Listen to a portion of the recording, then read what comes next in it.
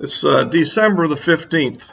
You might call this one the failure of the election challenges. Basically, I think we've reached kind of the end of the road. That's not to say there won't be a few more skirmishes, but just take a look at the Wisconsin Supreme Court ruling from yesterday. And this was perhaps one of the most favorable courts we've faced in this whole struggle. And basically, it was a 4-3 decision against us. And essentially, the opinions pretty much acknowledge in many ways that we're right about a lot of the election law issues. But ultimately, I think the decisive vote is still saying, based on the doctrine of laches, they are not going to overturn the vote in Wisconsin.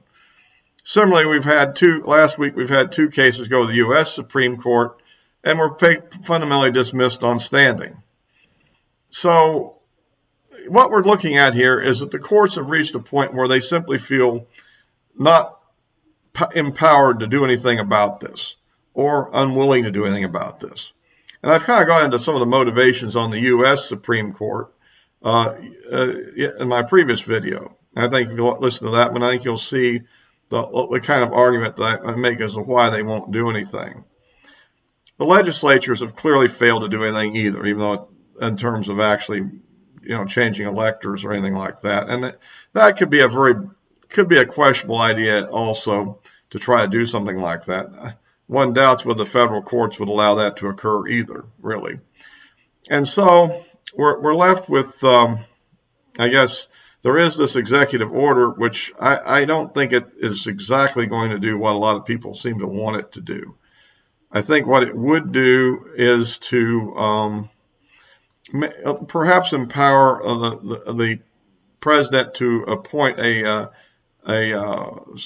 special counsel to launch an investigation, to essentially be an independent force that could command Justice Department resources into the field to actually check out all these different allegations of fraud. And that could be a very useful thing going forward in the future.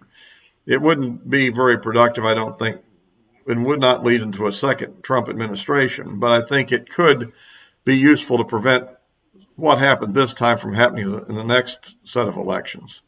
So that's kind of where I see this thing sort of going. You have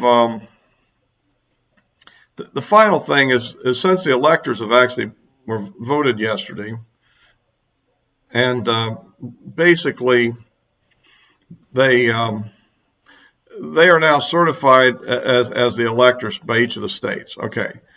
Now, there is a process that people have talked about in the Congress on the 6th of January, in which there could be an action taken. But let me go through that real quickly and show you why that's also certain to be futile.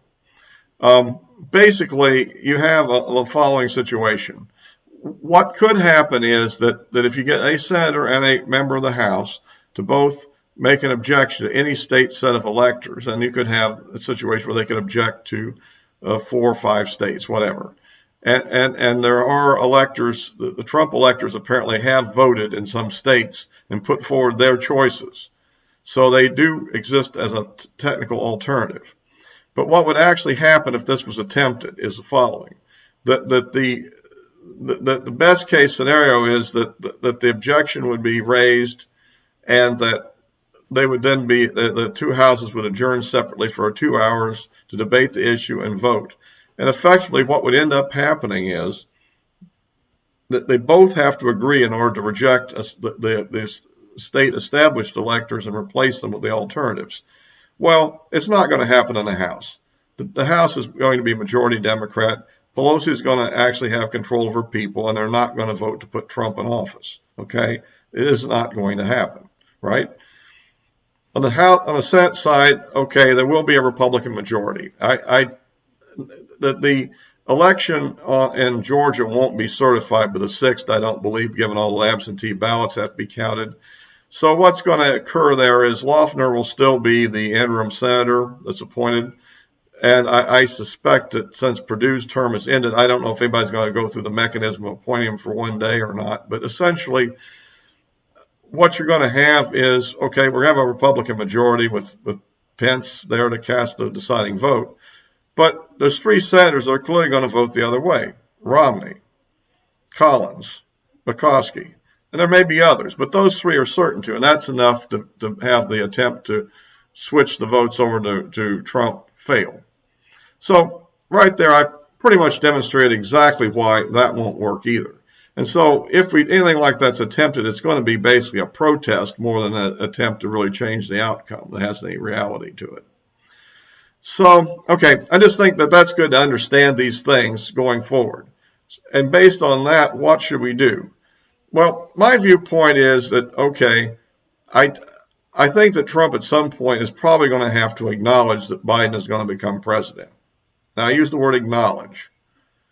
That doesn't mean legitimize. It means it simply accept the reality. I mean, if a person's falsely convicted of a crime in court and you're going to prison, you sort of have to acknowledge you're going to prison. But you don't have to accept that it's just, right?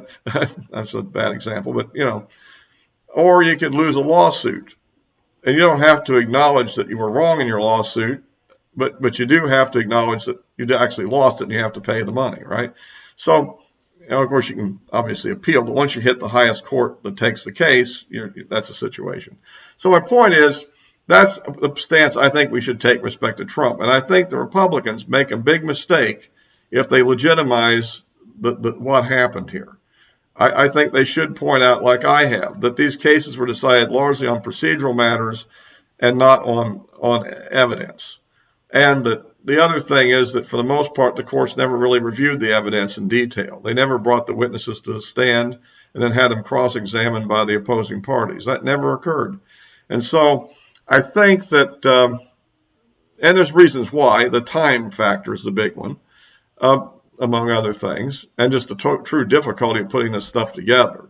I think that, like, Sidney Powell's done a Herculean job of putting her cases together, and whether you accept all of her theories to the full extent that she takes them, she certainly put together a lot of evidence. And even if you throw out the attacks on the Dominion system, there's still plenty of evidence there of fraudulent votes that would be enough to flip the election. So that, I think that's a stance I think we should take. And so our real message would be to make a major push to investigate this next year and to push for election reform so this won't happen again. We need to have better safeguards, particularly on absentee ballots and signature checking, or come up with a better system than signature checking. To some degree, I tend to, well, it's hard to know. Anything you think of, there's usually a way around it, right? And that is a problem here. You have that issue of but that's it on that. I think that fight for election reform, and the key thing here is people shouldn't have any question. We should get all out to win those 2 Senate seats in Georgia. It's not so much about those 2 individuals we're voting for. It's the 2 individuals we're voting against and what they will empower Chuck Schumer to do. And I think we all should agree that we don't want Chuck Schumer to be in control of the Senate. And remember, and I think actually those 2 individuals are actually way above average for Republican senators in terms of conservative behavior. I don't know if them being at all significantly deviating from the conservative line on any major issues. They've pretty much stuck with Trump all the way through on the key things. So I think they should be gladly supported, in my opinion. We always could imagine something better than what we have, but I think they're pretty good. There's a few issues there, but I mean, compared to their opponents, their flaws are minor. So we should go all out to win those seats in Georgia. That's key. By the way, I recommend people contribute to the campaign. I've been. Although I do get annoyed by the fact that even if I make a contribution, I still get several emails from the same candidate asking for a contribution the next day, or some sort of pitch like, gee, if we only had another $100,000, we could turn this $500 million campaign around. But okay, let's give them a break on that. I don't know. I guess these techniques work. I would rather than have their computer program do something a little different, but that's the way it is, I guess. But I mean, these are very important campaigns, and Trump was out there supporting them. And the other thing I think is after going into next year, I think Trump's main role may be to try to keep the Republican Party together. I think that he needs to, be a bit of a sheepdog and just really bite at their heels there if anybody tries to deviate too much from our conservative principles. I've heard talk about, every time I hear talk about other party, I just about flip, because if you have three parties and two of which are pretty much in agreement on most issues and one part is substantially different, the two parties that are substantially similar will defeat each other. That's I mean, even AOC sees that starting her own independent socialist party is not the answer. It's to take over the Democrat Party is her answer. And similarly, we need to have the same thing, and Trump needs to stay in there. Whether he wants to run or not in 2024 is another issue. That's, I guess, his choice and what he feels like at the time. But it is important that he kind of still stay as a leadership person and kind of keep people in line on the issues here. I mean, he's already done a pretty good job of keeping them together during these election challenges. And but we need to stick with our principles here. Now, we're going to go into a bad position in terms of a lot of things that are going to happen. But that's the way politics is. It's the key thing is to prevent the Democrats from establishing an irretrievable situation. And that basically is to maintain the Senate, maintain the filibuster, protect the Supreme Court, protect the other courts, and block as many Democrat initiatives as we can that are on the radical fringe, and particularly things that would weaken election security. We need to push strongly for better election security. So that's about it for today. I think that's the way I see things at the moment, and we'll see what happens. Maybe some positive thing will pop up, but I wouldn't focus so much on that. I think that right now we're moving more into the next phase of this process. So if you like these videos, please subscribe, forward them to people, and you can click the bell if you're on YouTube so that you can get notified for the next one.